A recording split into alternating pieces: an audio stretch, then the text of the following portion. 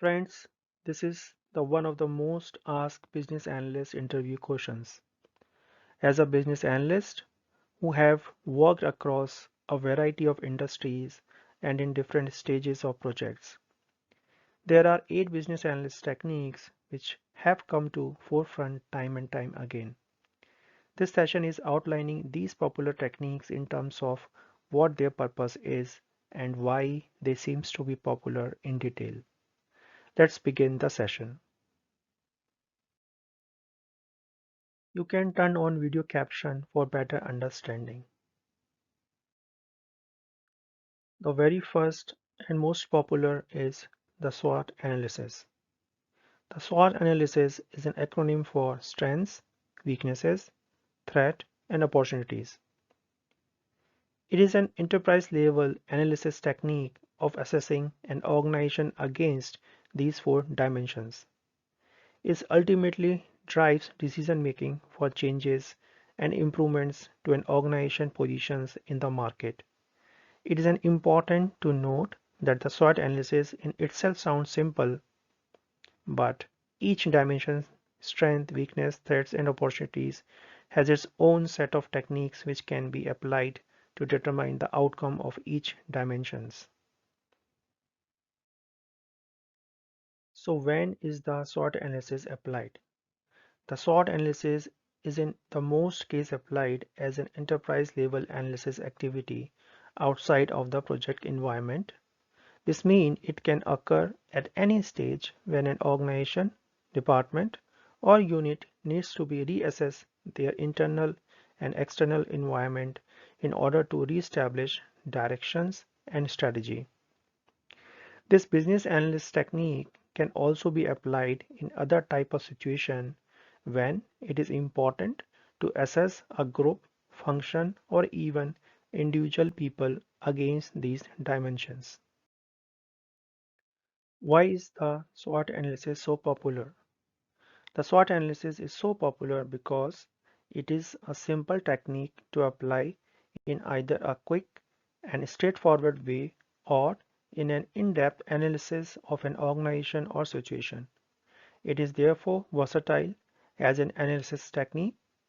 It is also a technique which is applied across many different business areas and is not limited to being an exclusive business analysis technique.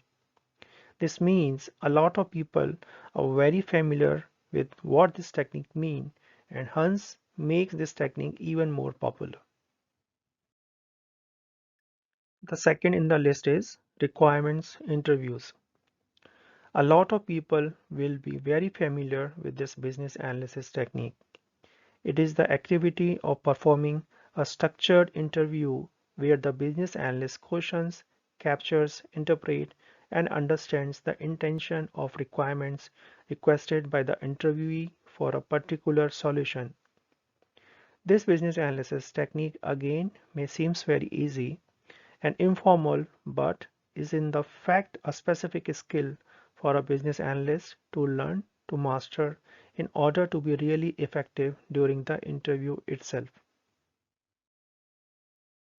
The requirements interview is typically applied during the early stage of a project when stakeholder requirements are being gathered, analyzed, and validated. Now, why it's so popular? The requirements interviews is so popular because it is a technique that can be applied by business analysts of all skill levels. It is also popular from a stakeholder engagement perspective because the business analyst builds rapport during the interview and hence form a direct relationship with this individual stakeholder being interviewed. This in turn creates a high stakeholder engagement level for the project and potential future support from that stakeholder. Although this business analyst technique can be time intensive, it has many soft benefits for the future business analysis activities on the project. The third technique is requirements workshops. Now, what are requirement workshops? Similarly to the requirements interviews, the purpose of the requirements workshop is to elicit requirements from business stakeholders about what they believe a new solution needs to be able to do in order to meet their needs. The difference here is that the requirement workshop involve a group of individuals at once and create a different type of requirements gathering exercise. There are many different approaches for conducting a requirement workshop, and the most important factor to consider when planning this type of business analyst technique is to consider the desired outcome and hence finding the audience who can provide this outcome to you. The requirements workshop is typically applied during the early stage of a project when stakeholder requirements are being gathered, analyzed, and validated. This business analyst technique is so popular because it offers a quicker result when the requirement interviews, because you are dealing with many stakeholders and their collective requirements all at once. This method takes more preparation than that of a requirement interview, but is also very popular because it allows for high quality requirements as a result of workshop attendees having to justify why they need a particular feature or requirement to be added to the requirements set.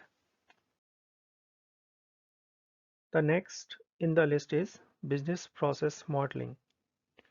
Now, business process modeling is a diagrammatic representation of the sequential workflow of information, processes, and decisions for a particular business process. There are different notation for business process modeling, of which the business process modeling notation BPMN and Unified Modeling Language UML activity diagrams is the most widely used notations for the business process modeling. There are many opportunities for a business analyst to apply this business analysis technique. Some of the most common times would be during the analysis phase of a project, when it is important to understand and analyze the current business processes and future business processes for a business area that project is concerned with. It is also very often used to support the implementation of a project and to assist ongoing procedural documentation for systems and business process changes. This is another example of a business analysis technique which is also used by other professionals for purposes not directly relating to the business analysis. This technique is so popular because of a variety of reasons. First, it is an easy and clear way to show how a business process should logically be executed by different roles within a business to perform a certain function. People often grasp a picture or visual representation of a large amount of information much faster than a sequential description of steps to be completed. This is why this business analysis technique is so often used to represent and explain complex steps and sequences of tasks that must be performed to achieve a certain business process outcome. Before we move on to next four techniques, please hit like. Your one like is a big motivation for us. And don't forget to subscribe for more business analyst interview questions and answer. Fifth in the list is use case modeling. In its most simplest form, the UML use case modeling technique is about illustrating the functions that a new system should be able to perform from a user interaction perspective. It is often used to show the main functions, actors, and interactions between the actors and use cases for a new system that is being designed. This is a powerful business analyst technique that is often used by business analysts to translate business requirements into functional specifications within the traditional software development project. From a business analyst technique perspective, this technique is applied during the detailed requirements specification and solution design stage of a project. It should be noted that the business analyst technique is primarily used with the software development types of technology project. The UML use case modeling technique is so popular because it is a visual way to depict the high level and lower levels at later stages of functionality that a new system will deliver. For a business analyst, it is not too technical to draw. It can be fairly easily understood by business stakeholders if required, and it is completely in line with software development teams' requirements for functional specifications. The next in the list is data modeling. This business analyst technique is about describing a requirement in terms of its data elements.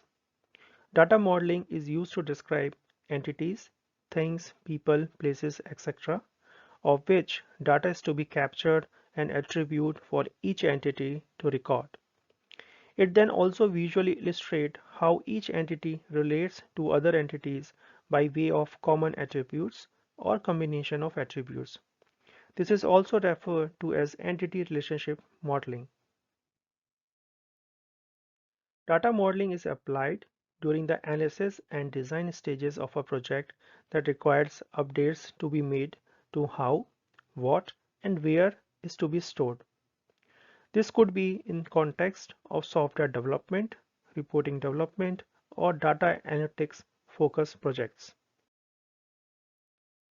Data modeling is probably, from a business analysis technique perspective, so popular because it is a definitive way to ensure that the data is captured by the front end of a system. It's also the data that will be represented on the reports for stakeholders. With data modeling, it is easy to show which data elements will be present in a solution and hence whether certain reports would be achievable as output. Database designer who uses this technique to design a database solution can apply this technique to a lower level of details and does this beyond the scope of a business analyst technique. However, from a business analyst technique perspective, it is a great technique to use to ensure reporting requirements are met by a proposed design.